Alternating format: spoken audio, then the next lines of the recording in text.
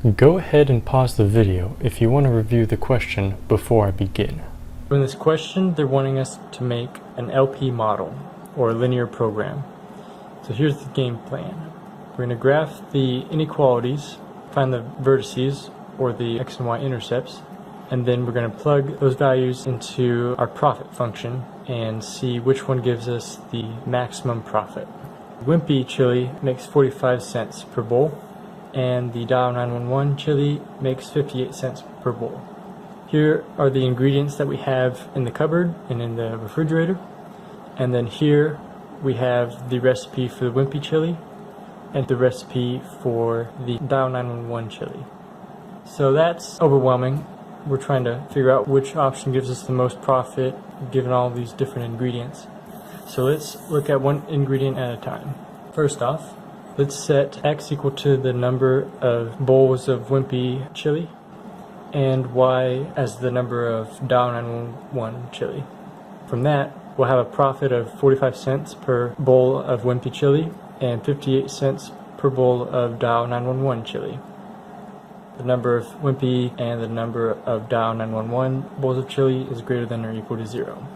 That's just kind of stating the obvious. For beef, we know the Wimpy chili uses 1/4 pound and the Dial 911 chili uses 1/4 pound. All of that can be less than 20 pounds, but it can't be more than it. So I put less than or equal to 20 pounds. I wanted to visualize that. Here's the inequality, but in order to graph it, I need to know where it crosses the x and y axis. To do that, I set x equal to 0 to find the y-intercept. I simply plug in 0 for x. It will be 20 divided by 1/4, and that gave me 80. That means if I don't make any bowls of Wimpy chili, I can make 80 bowls of the Dial 911 chili if I'm just looking at the amount of beef I have. If I don't make any bowls of Dial 911 chili, I can make 80 bowls of Wimpy chili because they both use the same amount of beef. Here's the number of Wimpy servings. So if I make 0, I can make 80 of the Dial 911 servings, or if I make 0 of the Dial 911, I can make 80 of the Wimpy servings. So those are my two x and y intercepts. I know that the inequality is going to be going from those 2 points. And notice it's a solid line. That's because it can equal 20. And since it's less than or equal to 20, it's going to be everything below that line. And that line continues on forever. We'll do that for each ingredient. 1/4 cup of onions for the Wimpy chili and 0.4 cups for the spicy chili. And it has to be less than 15 cups because that's the maximum I have in the cupboard. Again, find the x and y intercepts so we can graph it. If I set x equal to 0, I get y equals 37.5. And if I set y equal to 0, I get x equals less than or equal to 60. Can't make 80 because I only have enough onions to make 60. And that doesn't mean I can make 60 bowls of the Wimpy chili because I don't know if I have enough of the other ingredients. We're trying to find the limiting factor, also known as the binding constraint. For example, let's say I have 100 hamburger patties, but I only have 2 hamburger buns. We would call the hamburger buns the limiting factor or the binding constraint because it determines how many hamburgers we can make. We can only make 2.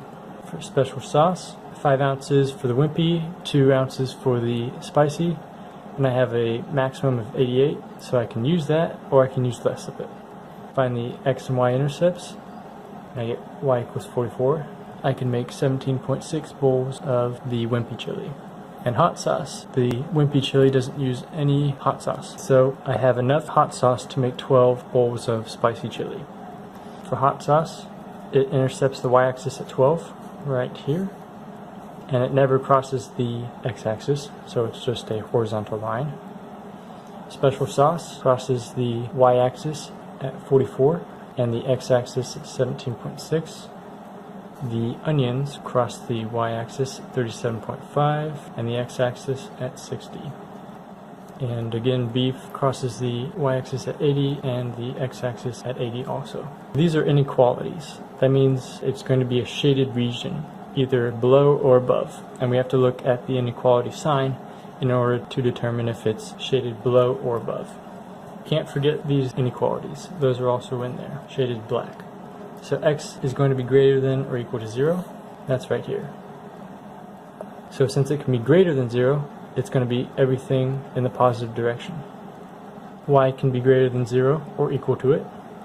Equal, so it's a solid line. Everything above in the positive direction.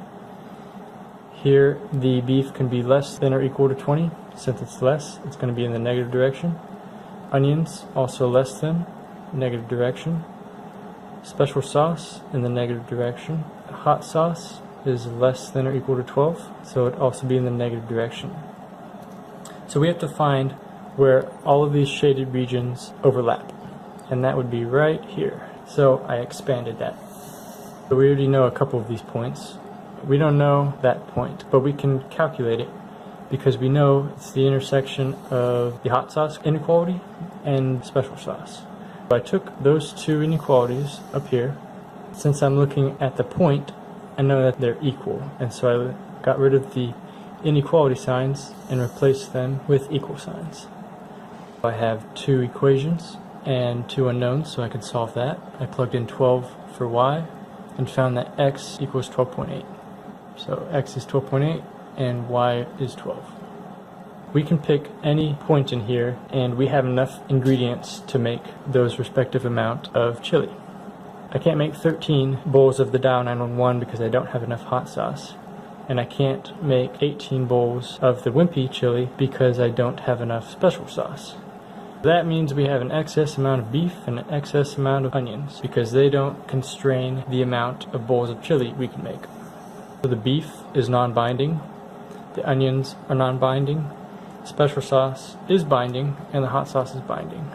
It's binding because they're both touching the optimum point, but we haven't found the optimum point yet. I would say that is part A. So in part B, we're trying to find which point out of those four gives us the maximum profit. So I rewrote the profit function and those 4 points. We plug in the x and y values, and you can see at 12.8 and 12, we get the maximum profit. We can't make 12.8 bowls of Wimpy chili because nobody would want to buy 0.8 bowls, so we have to round down to 12. And so that's our answer for part B. 12 bowls of Wimpy and 12 bowls of the Dial 911. Okay, moving on to part C. We're trying to find the dual value for the special sauce and then interpret the dual value. So the dual value, also known as shadow price, is the change in profit for 1 unit increase of the constraint. So what does that mean? That means if I take the special sauce, we have 88 ounces, and if I increase it by 1 unit, how does that change the profit? I feel like we have to solve part D in order to solve part C. Part D says add 1 to the special sauce and find the solution. We already know the optimum point for the maximum profit is right here. So we can resolve that intersection. So if I plug 12 in for y, I get x equals 13. So that means I can make 13 bowls of the Wimpy and 12 bowls of the Dial 911. That's the answer for part D. And if I plug that into our profit function, 13 bowls, 12 bowls, I get 12.81. But we don't want that. We want to know the change in profit. So that's how much it would be if we increased the number of ounces by 1, and that's what it was originally. So the dual value is the change between those two. That's 9 cents. To interpret that, I would say the profit increases by 9 cents for every ounce you add to the special sauce. Thanks for watching. If you liked my video, do me a favor and click subscribe. If you'd like to be notified when I upload subscriber challenges, turn on notifications.